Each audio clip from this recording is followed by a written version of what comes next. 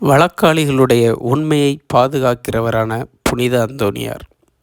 அந்தோனியார் பிறந்து வளர்ந்த லிஸ்பன் நகரில் ஒரு நாள் அதிகாலையில் அவரது தந்தை மார்ட்டின் வீட்டு பின்புறத்தில் குலையுண்ட ஒரு இளைஞனின் உடல் கிடப்பதை கண்டார். அச்சத்தில் நடுங்கினார்.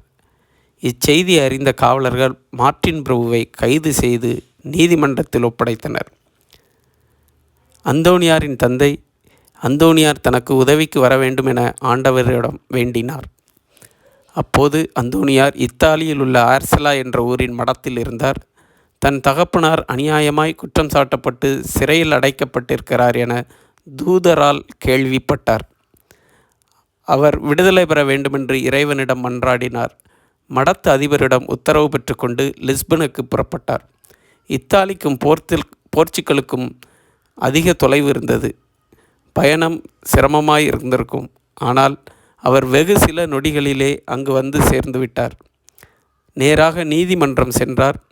தனது தகப்பனாருக்காக தான் வழக்காடப் போவதாக நீதிபதிகளிடம் அறிவித்தார். நீதிபதி, உமது தந்தை குற்றமற்றவர் என்று வழக்காட உம்மிடம் என்ன ஆதாரம் இருக்கிறது என்றனர். அந்தோனியார் மறுமொழியாக, கொலையுண்டவனே அதற்கு சாட்சி, வாருங்கள் அவனே கேட்போம் என கூறி மன்றத்தை விட்டு வெளியேறி வேகமாக நடந்தார். நீதிபதியும் அவர் பின்னே சென்றனர்.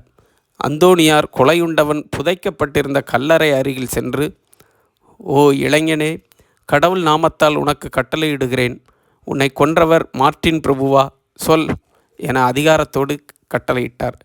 உடனே அந்த இளைஞன் எழுந்து உட்கார்ந்து கையை நிலத்தில் ஊன்றிக்கொண்டு மறு கையை மேலே உயர்த்தி, எனது கொலையில் மார்ட்டின் பிரபு குற்றமற்றவர் என்றான். தான் திருச்சபைக்கு எதிராக செய்த ஒரு குற்றத்துக்காக தனக்கு பாவ மன்னிப்பு தர வேண்டுமென்று அந்தோனியாரிடம் மன்றாடினான். அவ்வாறே அந்தோனியார் அவனுக்கு பாவ மன்னிப்பு வழங்கினார். இளைஞன் சமாதானமாக மறுபடியும் மரித்து பிணமானான். சிந்தனைக்கு, நாமும் இந்த அன்றாட வாழ்க்கையில் நீதியை நிலைநாட்டிட தூய அந்தோனியாரின் அருள் வரம் வேண்டி மன்றாடுவோம். ஆமென்.